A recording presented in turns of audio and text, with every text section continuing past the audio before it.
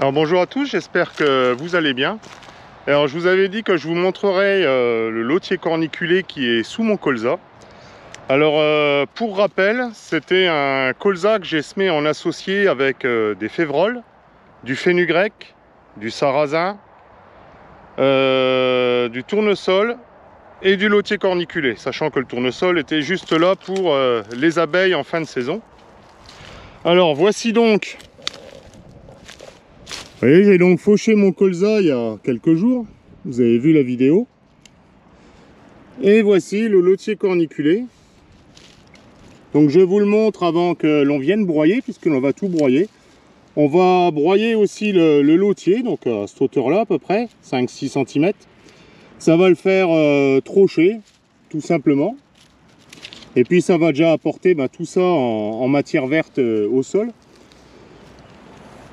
Alors je vais vous montrer une zone où j'ai les rillettes qui ont fait un petit peu de dégâts, ce qui fait qu'il y avait un petit peu moins de colza et du coup le lotier a été mis au soleil bien avant. Donc vous voyez, le lotier dès qu'il est au soleil, vous voyez un petit peu la masse végétative que ça peut donner. Donc là il est en fleurs, une très belle fleur, très belle petite fleur jaune. Donc normalement dans une paire de jours, une fois qu'on aura broyé, alors ils annoncent pas de pluie du tout, mais il est déjà très bien installé. Donc j'espère qu'il va exploser, qu'il va faire une couverture sur l'ensemble de ma parcelle, hein, qui fait 20 hectares et demi. D'ailleurs vous voyez, on le voit un petit peu partout, hein. Et que ça devienne ça en beaucoup plus gros. Il va monter encore beaucoup plus haut. Ce qui fait que ça me fait un couvert, alors quand je dis couvert gratuit non, parce que je l'ai semé l'année dernière. Par contre là je vais semer un blé ensuite. Donc le blé va peut-être pouvoir bénéficier de l'azote du lotier pour la partie qui va disparaître. Et je vais tenter, hein, je dis bien tenter, de le conserver aussi de la même façon que j'ai fait dans ma luzerne. Donc après on va se retrouver dans ma luzerne où j'avais semé un blé en direct. De la conserver, de conserver le lotier pour que l'année prochaine à nouveau il soit là et que je puisse réimplanter une autre culture dedans. Donc voilà.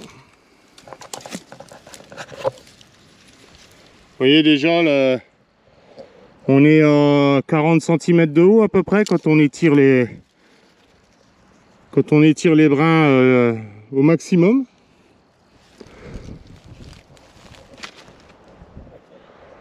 Donc voilà, comme on dit, il y a des flops et des tops. On va dire que ça pour cette parcelle c'est un top. Je vous montrerai pas ma deuxième parcelle de colza qui faisait 11 hectares 33. J'avais semé exactement le même mélange. Par contre j'avais dû passer un coup de disco mulch parce que j'avais de la renouée liseron qui s'était développée l'été dernier dans la parcelle, beaucoup plus que d'habitude puisque c'était extrêmement pluvieux et je n'avais pas pu passer en direct, donc j'avais été obligé de passer un coup de déchaumeur on va dire juste avant pour faire petite préparation de sol on va dire. Le souci c'est que la préparation de sol a bien aidé à ce que je puisse semer, hein. La parcelle a fait 40,4 quintaux je crois et celle-ci 41,7.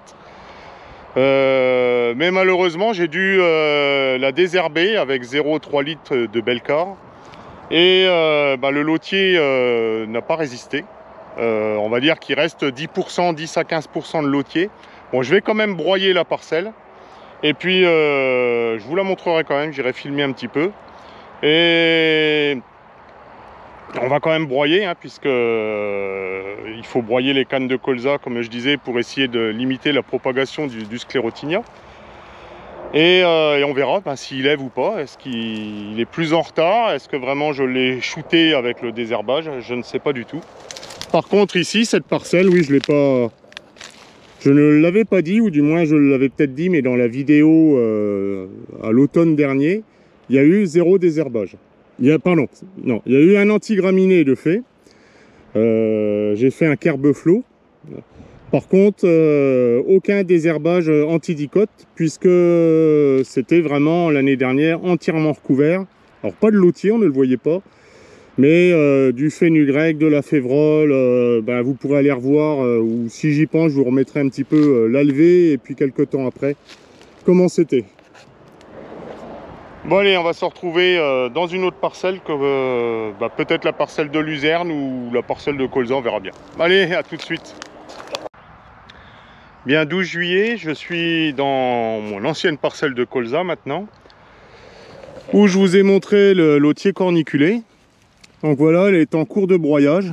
Donc vous voyez, le broyage, ça consiste à détruire principalement les cannes. Et on voit le lotier qui est bien présent. Et du coup que les cannes sont coupées, on voit vraiment la présence du lotier corniculé. Bon bah écoutez, ils annoncent de très fortes chaleurs, donc il est le bienvenu parce qu'il va couvrir le sol, ainsi que les débris végétaux des cannes de colza. Et puis bah, maintenant j'espère qu'il va pleuvoir un petit peu pour le faire décoller. Voilà, bon bah écoutez, hein, à suivre. Bien, alors je ne sais plus si je vous avais dit que je vous montrerai la parcelle ou pas, ma deuxième parcelle de colza. Alors la voici. Donc, vous voyez les cannes qui sont toujours pas broyées. Et le lotier est quand même présent, on va dire. Alors là, j'ai choisi exprès un endroit où on le voit. Vous voyez, il est là, mais dès que je me déplace un petit peu, on s'aperçoit que malheureusement, il n'est pas tout seul, hein. Il y a d'autres plantes qui sont là, qui ne sont pas forcément des plantes que j'ai envie de voir. Vous voyez tout ça. Ici encore, de la renouée liseron.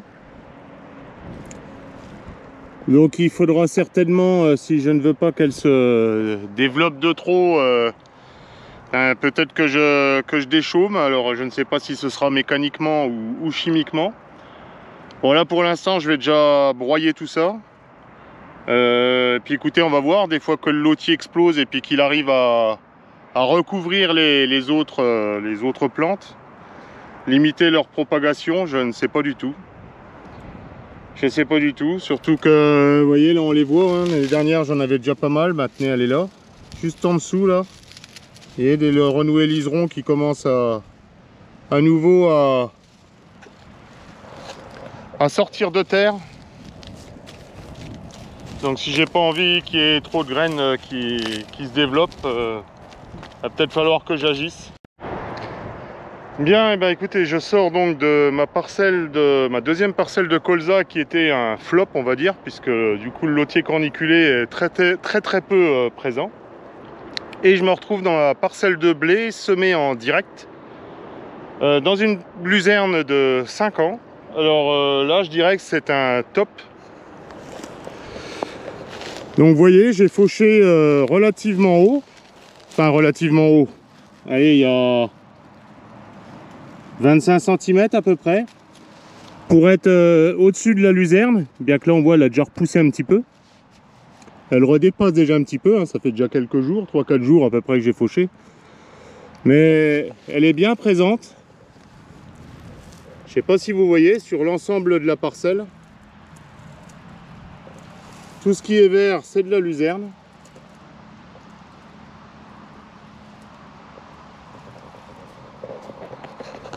Donc pour ceux qui n'avaient pas suivi l'histoire, le but pour moi c'était déjà de limiter les coûts d'ensemencement, on va dire, puisque je suis passé en direct, j'ai semé en direct dans ma luzerne, donc ça m'a coûté l'usure du matériel, on va dire, mon temps à moi de passage, qui est gratuit, puisqu'un paysan il travaille toujours gratuitement, on va dire, ses heures ne sont pas comptées, la semence, et puis c'est tout. Parce que si jamais j'avais fait comme je pratiquais avant, il aurait fallu que je sous-sole ma luzerne. Donc là, c'était un minimum de 20 litres hectare à peu près de gasoil. Peut-être que je laboure. Souvent, on labourait après le sous-solage. Donc c'était à nouveau une bonne quinzaine de litres.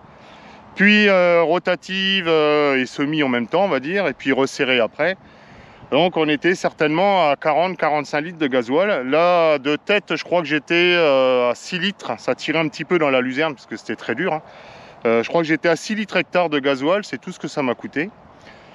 Le but étant après de maîtriser la luzerne avec des désherbants pour qu'elle puisse rester sous le blé, qu'elle ne gêne pas le blé, qu'elle ne rentre pas en concurrence avec le blé. Alors je l'ai fait à l'automne dernier avec du glyphosate, où j'ai tapé à la dose maximum autorisée. Je savais que la luzerne résisterait. Beaucoup ont cru qu'elle allait mourir, mais par expérience, je savais qu'elle résisterait. Et au printemps, j'ai attendu assez longtemps. Et au bout d'un moment, je me suis dit, allez, je voulais mettre que 7 grammes. Et je crois que je suis passé à 20 grammes de sulfolinurée. Donc une fois, 20 grammes de sulfolinurée quand j'ai commencé à me dire, peut-être que là, elle va commencer à monter un petit peu trop haut. Elle va être un petit peu trop haute et concurrencer peut-être le blé. Alors, elle n'a pas concurrencé du tout le blé d'un point de vue hydrique, malgré la sécheresse du printemps. Je pense même que ça a peut-être fait l'inverse, je ne sais pas pourquoi. Bon, si, les racines de la luzerne, c'est sûr qu'elles n'explorent pas les mêmes profondeurs que les racines du blé. Mon blé est certainement descendu à peut-être 1 mètre de profondeur, 1,50 m si vraiment on allait chercher les micro racines. Par contre, ma luzerne, avec la craie qui est en dessous, elle est peut-être déjà à 10, 15, 20 mètres de profondeur facilement. Le blé, il est stocké, on a estimé à peu près à 105, 103, 105 quintaux à peu près hectare. Donc c'est un très bon rendement. Franchement, avec la luzerne, je ne m'attendais pas à faire ça. Bon, voilà, tant mieux. Hein, comme je dis, ça remplace ça équilibre les 18 quintaux de moyenne que j'ai fait entre mes pois de printemps et mes pois d'hiver. Donc ça, par contre, c'est un flop total, une catastrophe. Mais là, au moins, vous voyez, on va venir donc broyer les chaumes maintenant. Alors, on va broyer pareil à 4-5 cm à peu près, hein, pas venir taper le sol. Comme ça va bien couvrir le sol, ça va certainement faire retrocher un petit peu la luzerne.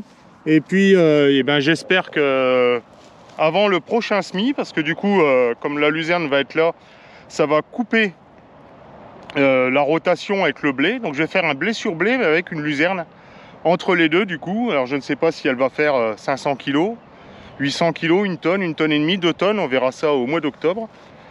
Et puis, en fonction de ce que j'aurai trouvé, soit un éleveur qui voudra bien venir la faucher et puis l'embarquer, ou alors je la broyerai sur place. Ça me fera, de la matière organique fraîche qui reviendra au sol. J'ai pas encore décidé comment j'allais faire. On a encore un petit peu de temps devant nous, hein, on est le 11 juillet. Donc là, cette année, on a encore vraiment pas mal de temps devant nous. Bon, je vous remontre. Je vais me lever. Vous voyez, toute la parcelle, il y a 16 hectares 31 ici. Toute la parcelle est verte de luzerne. Bon, comme quoi ça fonctionne.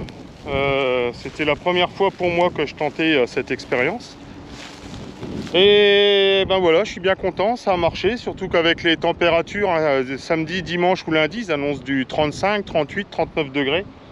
Donc je pense que les sols couverts comme ils sont là, avec, comme vous pouvez voir, tout ce feutrage de paille, je dirais, ce paillage, ce feutrage de paille, ce paillage, déjà en surface du sol, ça va le protéger des températures.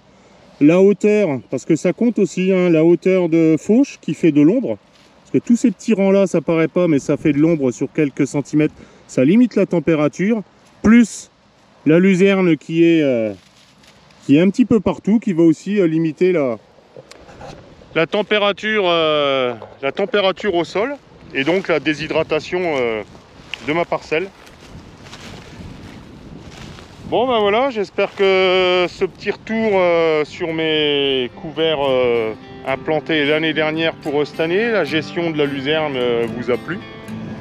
Dans les commentaires, n'hésitez pas, s'il y en a qui ont déjà tenté d'autres choses, n'hésitez pas, je suis prêt à essayer pas mal de choses. Et puis, écoutez, et puis voilà.